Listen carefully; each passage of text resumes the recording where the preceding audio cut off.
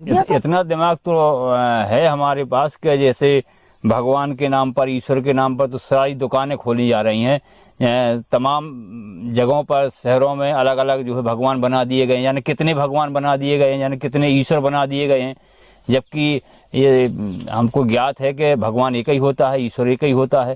फिर भी ये सारी दुकानों, अब उसके लिए क्यों घूमते हैं दुनिया में, हम लोग क्यों जाते हैं? सुख शांति की तलाश के लिए कि हाँ भैया काम हमारा नहीं चला तो चलो भैया हरिद्वार जाते हैं। जब वहाँ से हमारा काम नहीं चलता तो हम दूसरी जगह चले जाते हैं। लेकिन चूंकि हमको कोई ऐसा रास्ता ही नहीं मिल रहा कि जिससे हमें सुख शांति प्राप्त हो जाए। मजबूरी तो ये है। मैं आपसे एक छोटा सा सवाल करूं? जी।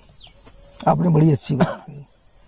अभी आपने कहा ईश्वर तो एक ही होता है। जी। ये आपको कैसे पता?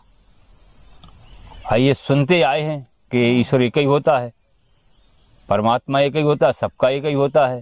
सुनते आए जी। इसका देखा मतलब नहीं। आपने उसको देखा नहीं? जी नहीं। वो आपको मिला नहीं? जी नहीं। जो चीज आपने देखी नहीं, जो कभी आपको मिली नहीं, उसका आप उपयोग कैसे करेंगे? नहीं, जब देखी नहीं तो उपयोग कैसे करेंगे? वही वो तो मान रहे हैं। जिससे आपने सुनी, जी। क्या उसको आपने देखा? ना उसको देखा, ना। जिसने इसको खोजा, जी, उसको भी हमने नहीं देखा। जी।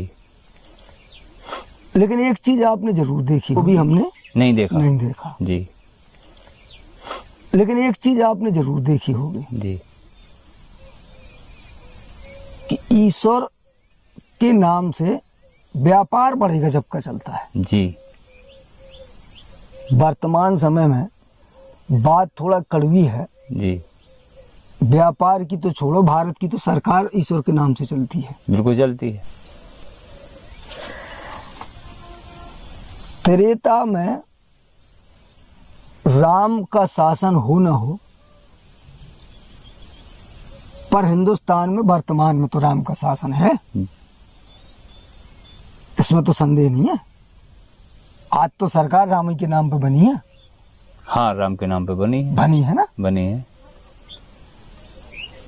ये इसका कड़वा सच है।